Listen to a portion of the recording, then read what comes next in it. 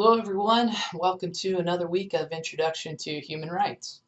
As usual, I will give you a kind of a recap with a few points that jumped out at me from your most recent blog post related to human trafficking, and also introduce this current week's topic, which will be the environment and human rights.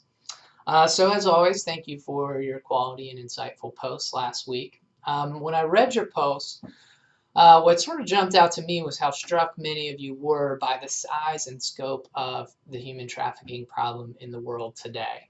The International Labor Organization estimates that there are some 40 million victims of human trafficking worldwide, and that human trafficking is a $150 billion industry. So certainly a very large worldwide problem, and a problem that many people are either unfamiliar with, or if they are familiar with the issue of human trafficking, don't quite realize the scope of the issue. So certainly an important topic to bring light to more people. When reading about the countries that you selected to write about, I was also struck that a few of you wrote about the United States. Some of you wrote about other developing countries such as Afghanistan, and some of you wrote about other developed countries in Europe, such as France. So I think what this really illustrates is the global pervasiveness of human trafficking. So it is a problem that's present in both developed and industrialized countries as well as less developed countries.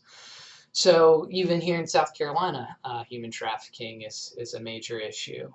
In 2018, the National Hotline on Human Trafficking confirmed 81 cases of human trafficking in South Carolina. And that, of course, is just confirmed reported cases. So certainly a major topic here in our own state. And human trafficking actually got some news attention this past week because Robert Kraft, who is the owner of the New England Patriots, was arrested in part of a prostitution sting in the state of Florida. And a lot of what got attention in this news story was the fact that this high-profile person had been arrested in charges related to prostitution. But what sort of was lost in a lot of this news coverage is that this happened. He was arrested because of a broader investigation throughout the state of Florida that was uncovering victims of human trafficking from Asia. So many of these individuals who are caught up in prostitution in the United States are actually victims of human trafficking, both from within the United States or, as in this most recent case, from countries outside of the United States. So again, a major issue that I hope you'll continue to bring light to those that you know. So this week, we'll be looking at another specific issue within human rights, which is the topic of the environment and human rights. So the Universal Declaration of Human Rights doesn't specifically talk about the environment or environmental rights per se. However, they clearly establish for all humans a right to health and a right to life. And the modern argument goes that to the extent that environmental degradation or harm could limit humans' rights to health or rights to life, environmental issues are therefore a human rights issue. So first I'll have you do some reading in the Haas textbook that looks at the foundation for considering environmental issues through a human rights lens. And then we're going to look at a current topic related to the environment, which is a new piece of legislation, a congressional resolution called the Green New Deal. So the Green New Deal, it's an idea that's been around for several years. It was actually a major part of the platform for Jill Stein, the Green Party U.S. presidential candidate in the most recent election. But within the last few months, it's gotten a lot of media play because it has been championed by Alexandria Ocasio-Cortez, a very popular freshman lawmaker out of New York. So earlier this month, her and Senator Ed Markey co-sponsored this congressional resolution called the Green New Deal, which outlines several proposals, the first and foremost of which was to eliminate carbon emissions within the United States by the year 2030, so within just a little over a decade. In addition to that goal, it also has other sort of progressive policy proposals, including a jobs guarantee for all Americans, universal health care coverage, an increased minimum wage, uh, uh, free college education, other things of that nature, with the argument being that this holistic approach will make the environmental progress more realistic.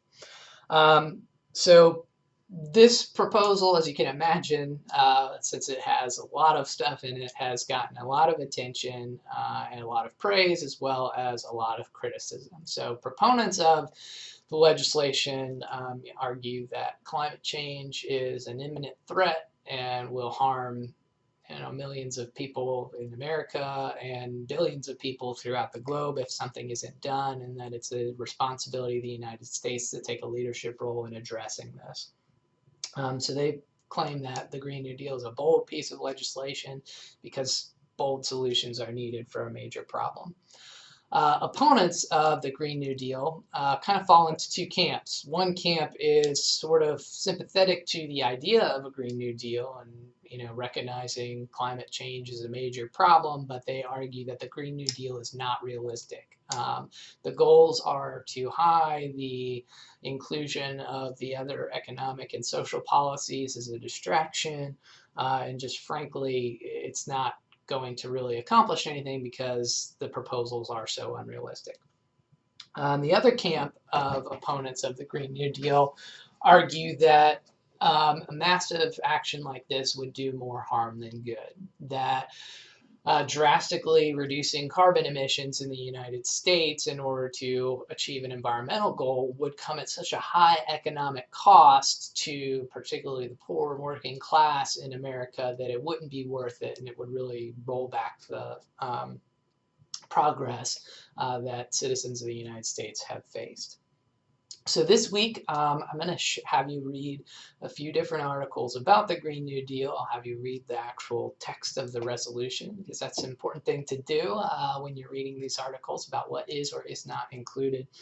And in your blog post, I'm going to ask you to endorse and support one of those three arguments. So pro Green New Deal, sympathetic to Green New Deal, but feeling that it is not a realistic proposal, or opposed to the concept of the Green New Deal. So as always, I look forward to seeing what you have to say. And again, as you're continuing to work on your case study, essay, and oral presentation assignment, please don't hesitate to let me know if you have any questions. Have a great rest of your week and a wonderful weekend.